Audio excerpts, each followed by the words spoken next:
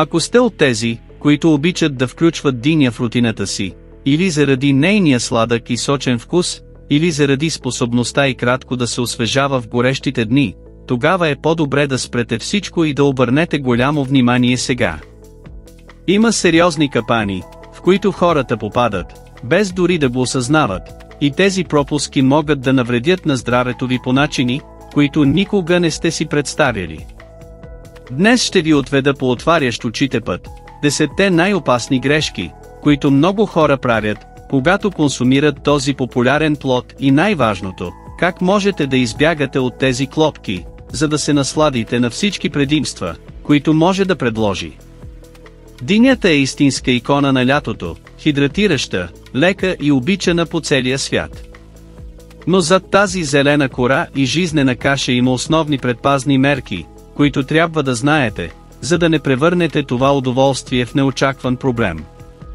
Нека се потопим дълбоко в това пътешествие и да разберем как да превърнем динята в истински съюзник за вашето благополучие.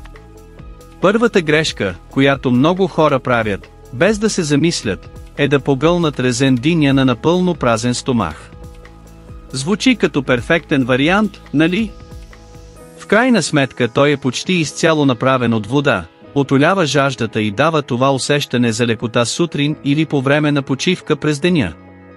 Но историята не е съвсем такава.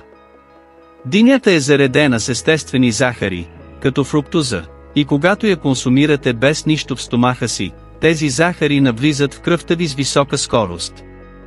Това причинява скокове на глюкозата, които могат да се издигнат като ракета и след това да паднат, оставяйки ви да се чувствате уморени, сънливи или дори слабост, които никой не обяснява.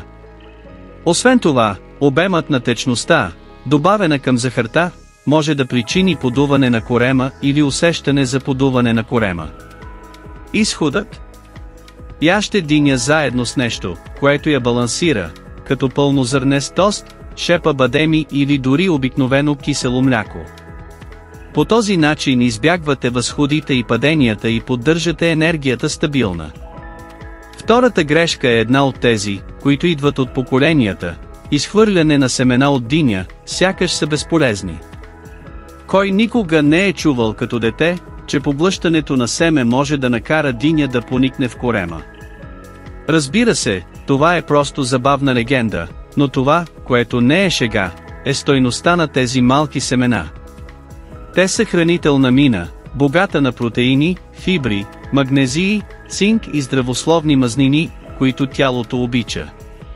Изхвърлянето на семената е като да се откажете от естествен тласък на здравето си.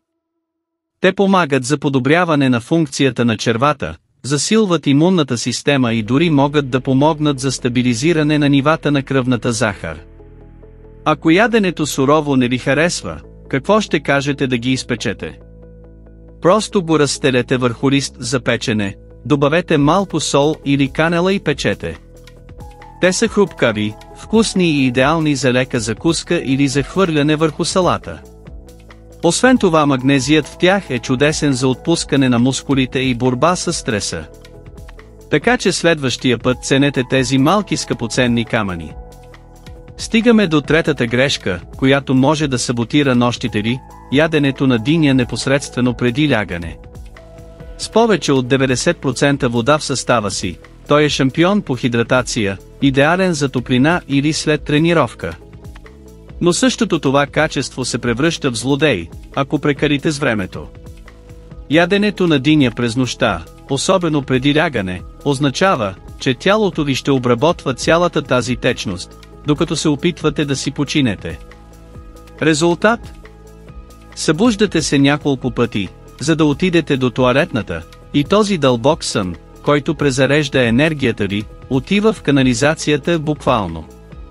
Добрият сън е от съществено значение за всичко, регулира хормоните, подобрява концентрацията, контролира апетита и дори помага за възстановяването на мускулите.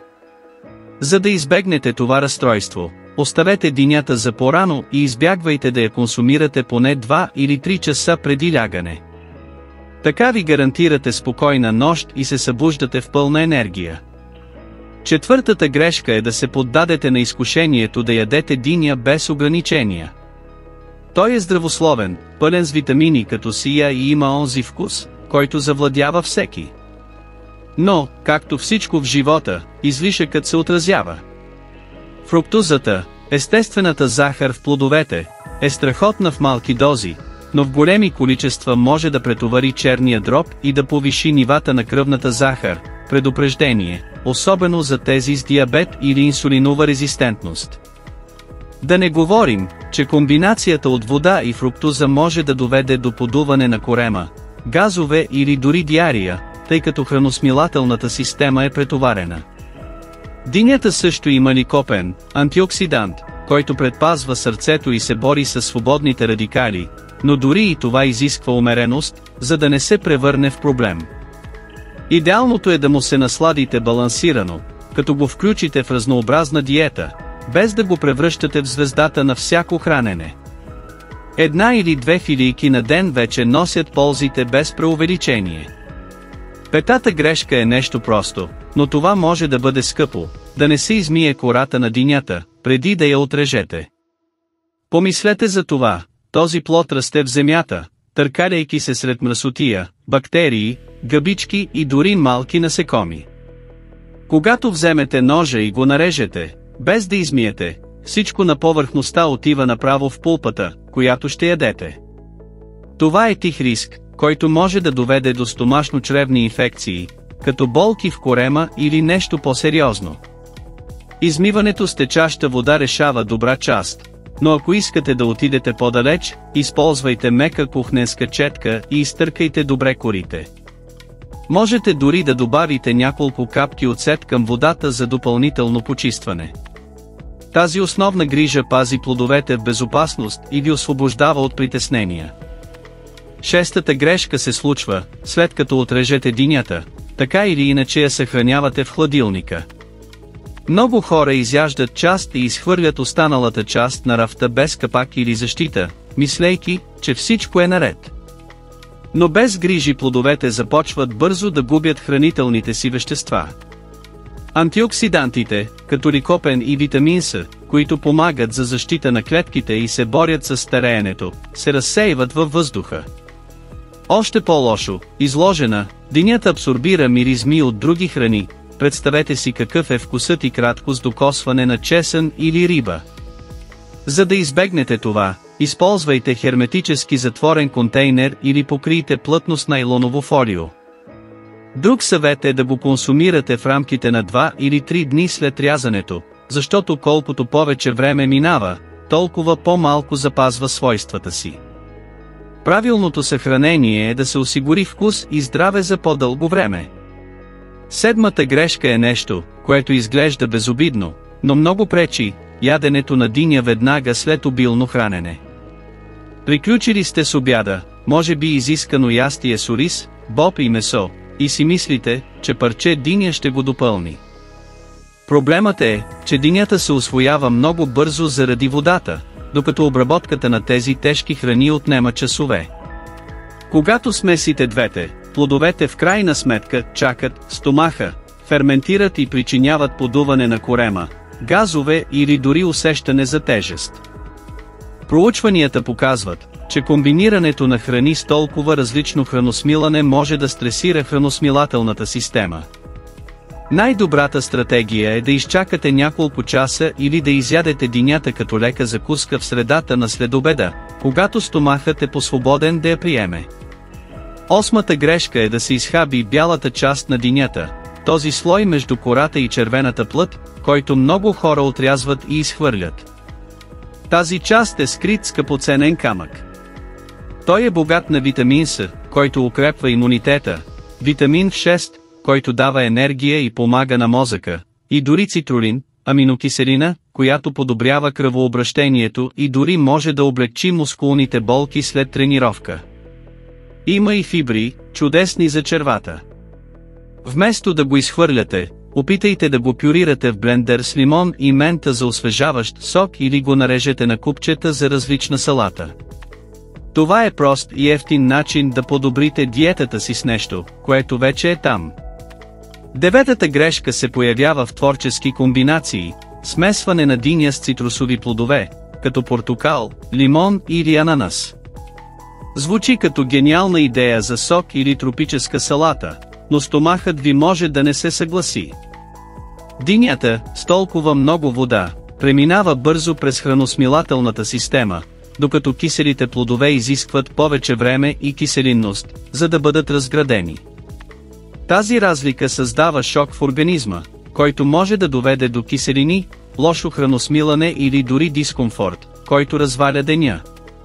За да го направите правилно, комбинирайте динята с помеки плодове, като банан, ябълка или круша, които имат подобен ритъм и правят храносмилането леко.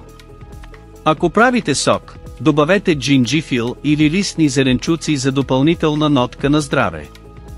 И накрая, 10-та грешка е да купувате диня извън сезона. Извън лятото, което е естественият сезон, дините често пристигат на пазара без идеалната точка на зрялост. Те може да са били събрани зелени, принудени да озреят с химикали или да са изминали дълги разстояния, губейки вкус и хранителни вещества в процеса. Резултатът е скучен плод, по-малко сладък и с донякъде гъбеста текстура. През сезона блести, пълен с витамина за очите, калий за сърцето и онзи сок, който се стича по брадичката. Купуването през сезона също е по-екологично, тъй като намалява използването на транспорт и пестициди. Следете за горещите месеци и избирайте местни дини, когато е възможно. Вашите вкусови рецептори и планетата ще ви благодарят. Сега, след като знаете тези 10 грешки и как да ги избегнете, сте готови да превърнете динята в ненадминат партньор за вашето здраве. Това не е просто вкусно освежаване, това е източник на хидратация, антиоксиданти и хранителни вещества, които се грижат за вас отвътре навън. Какво ще кажете да приложите тези съвети следващия път, когато отрежете филийка? Опитайте, приспособете го към ежедневието си и вижте как този прост плод може да направи чудеса, когато се консумира по правилния начин. Вашата енергия, сън и дори червата ви ще усетят разликата. Искате ли по-силни съвети като тези, за да промените здравето си веднъж завинаги? Така че не губете време, абонирайте се за канала още сега и се присъединете към хиляди хора, които революционизират начина на добър живот. Активирайте звънеца и получете всяка новост от първа ръка. Вашето пътуване към поздравословен живот започва тук.